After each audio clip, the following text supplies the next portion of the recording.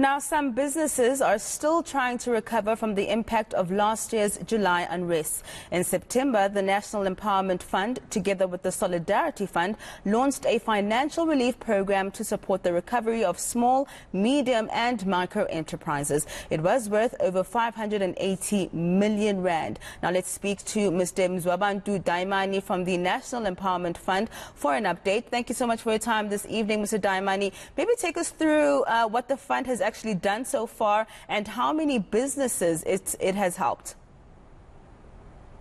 Thank you very much, ma'am, and good evening to you and your listeners. The NEF so far has invested over R1 billion in terms of our Economic Recovery Fund for KZN and Gauteng provinces for areas that were affected by the unrest. We have supported over 206 businesses, and we have actually supported a number of jobs, and to be exact, it's jobs that are in excess of 9,000. So we have actually gone through the breadth and length of the KZN province and the Gauteng provinces on the areas that were affected by the unrest. Just how many businesses so far? It's been a couple of months now since that fund was established, and how much has actually been used? Indeed. So since we hit the ground running as the National Empowerment Fund, as I said, we have supported in excess of 206 businesses. And the funding that has been approved towards those businesses is funding in excess of R1 billion. So the NEF set aside, in partnership with the Department of Trade, Industry and Competition and the Solidarity Fund, that made an allocation of around 273 million rand towards this initiative. So the total allocation that we had for this initiative was an amount of about R1 billion. And thus far, we have fully committed that funding. I see. Mr. Dayimani, of course, it's quite critical to get these small businesses up and running again. Just how critical is it to the economy to ensure that many more of these businesses are assisted? It is very critical for the economy. As you know, small businesses in particular are very critical towards job creation. And at this moment, we are sitting in excess of 30% unemployment rate in South Africa. So it is important that we support more small and medium businesses and ensure that they get back into the mainstream of the economy, because these are businesses that were job creators in their own communities. And it's important that they are supported so that they can expand and create more employment opportunities. Mr. Dayimani, do you think more could have been done by government to actually protect these small businesses from the unrest?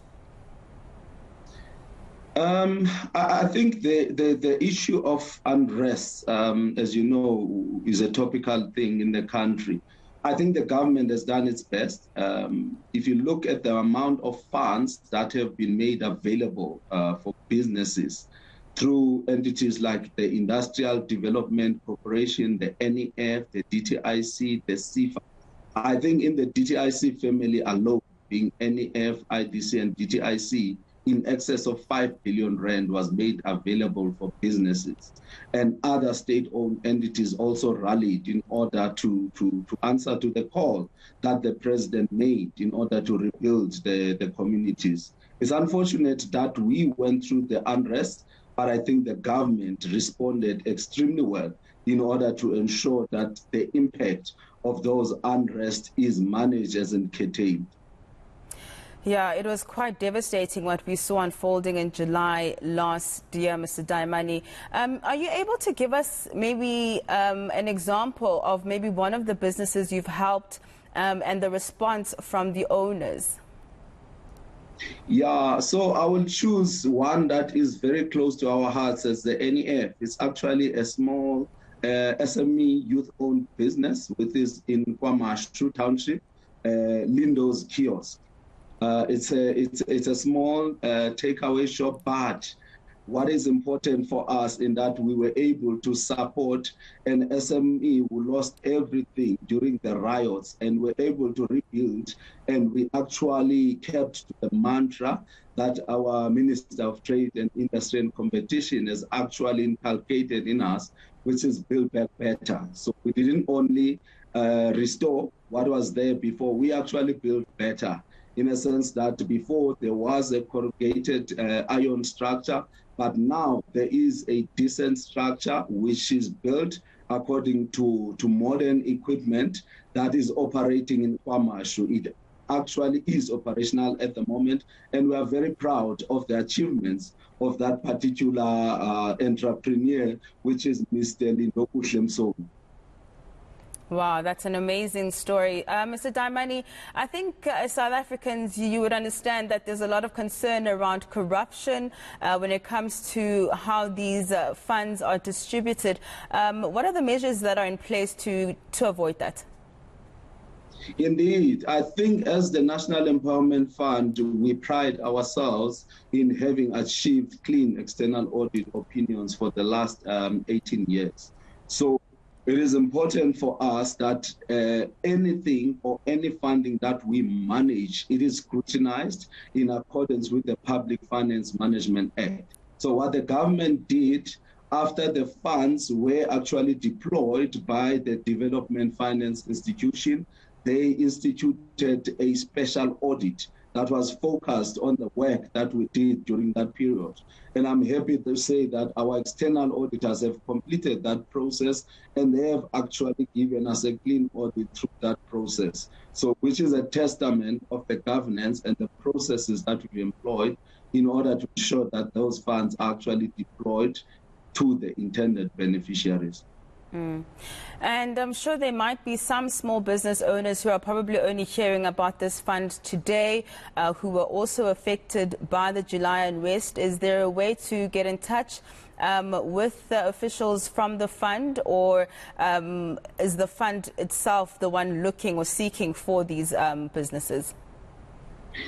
So we are towards the end of this process. As you know, the unrest took place in July last year. So we've been working since then, since this fund was established.